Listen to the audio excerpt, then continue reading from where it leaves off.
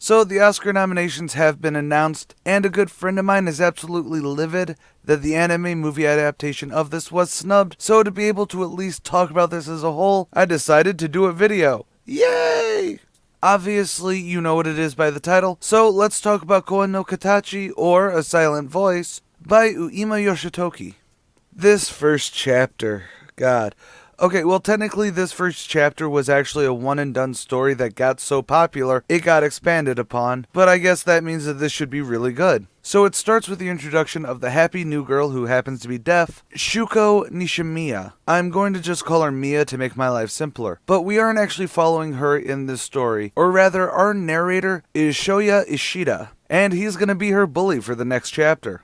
And what I like is we get the reasons why he will begin bullying her. She creeps him out, he felt she brings everyone else down around her because she communicates by way of notebook, and so many other things. She was different and he felt that everyone disliked her. And everyone actually kind of acts like they do dislike her, so... Actually, there are parts of this that we see without Ishida's narration, which I think really drives home the point of this book, and why I truly do love it. There's a point in this where Mia is kicked out of chorus because the school wants to win the contest like they always do, but instead of letting that be that, the teacher she's assigned to be with while the chorus is doing its thing actually asks her if she wants to sing. Well, Mia writes down that she wants to learn to sing. It's poignant moments like that that really kick this book into not just being another angsty man I sucked in school sort of story. Of course, this is what truly hurts Mia because they do lose the contest and then all that blame is placed on her. Eventually, she stops smiling. Even worse, the bullying becomes more than just sneers or giggles behind her back. Ishida actually rips out one of her hearing aids and causes physical harm to her. Yet, even after that, she writes in her notebook that she's the one who's sorry.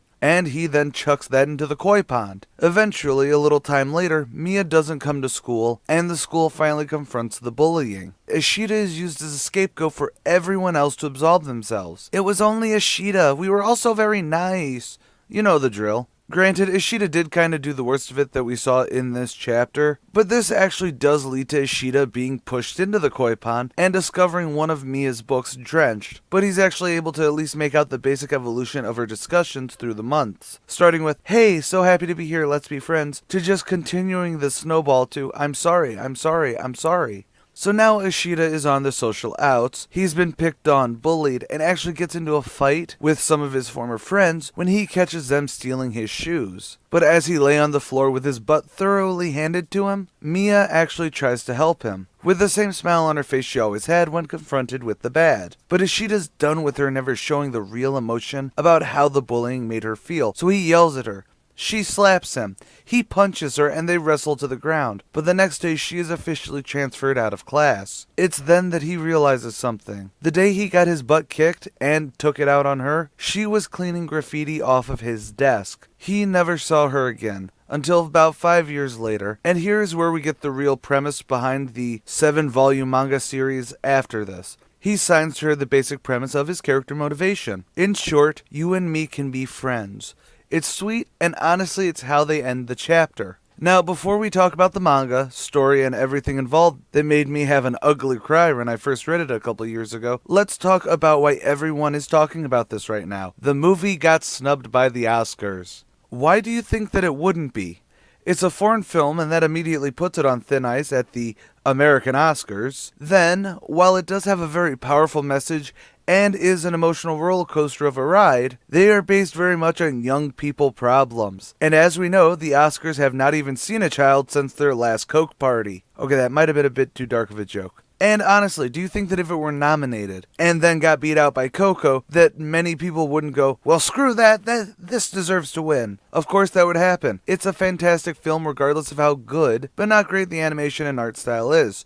Seriously though, I've heard people say that this deserves some visual awards over things like Your Name, which is just silly. Anyways, so that's my piece on that. It is a fantastic movie that everyone should watch, but don't be angry or surprised that it didn't get nominated. Worse Disney films have gone against greater and won. No, I'm not going to forgive Big Hero 6 winning over How to Train Your Dragon 2. So yes, the Oscars suck. Now as for the manga, I'm going to use CellSpec's way of describing it.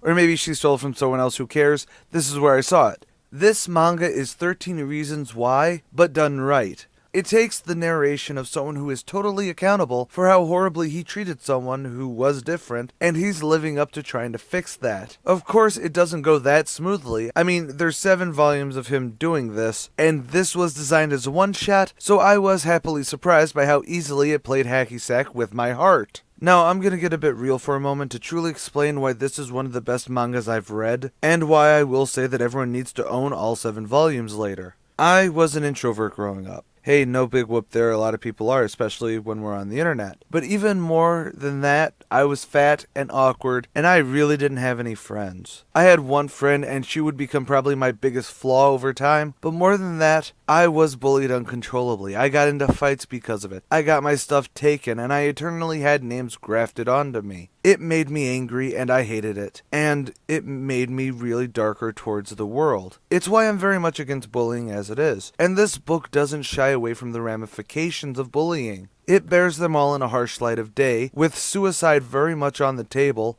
especially with a hell of a climax to the story that can easily make people squeamish because it is so kind of real. Yes, in that manga anime style, but it is real. This made me cry the first time I read it, because I saw a lot of myself in Ishida, and that's not a positive thing. Being able to see the negatives of a character and connect with them when he's contemplating suicide, or pushing people away, or even just being a little jerk as a kid, really hit me where I lived, and it's just a really damn good read.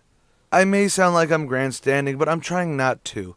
This is an important story. It may not be the prettiest, it may not be the most poetic or flowing at times, but it's a baseball bat of truth that really doesn't come off as anytime aggrandizing that you need to be the center of attention because you hurt. At its core, it's about fixing yourself by being able to open up to others, and that's a message no one really wants to hear because it means that stagnating behind your wall, forcing people away, hurting people so they leave you alone, or more importantly, hurting people because it may give you some form of attention, is not good. We say it all the time and we hear it all the time, but it is the power of storytelling. It's the example that makes us reflect on who we are and what we can be if we put aside our own level of narcissism. But all in all, I guess you can say what my verdict on this is going to be. It is a solid collect it without any hesitation. There's 7 volumes, and throughout the whole read, you'll maybe nearly burst into tears a couple times I can think of. Though the ending can be a bit divisive because it ends relatively happier than it begins, but I would have preferred like a bittersweet ending to an emotional drama than the "yay, we'll all be okay at the end of the day" kind of message. Either way,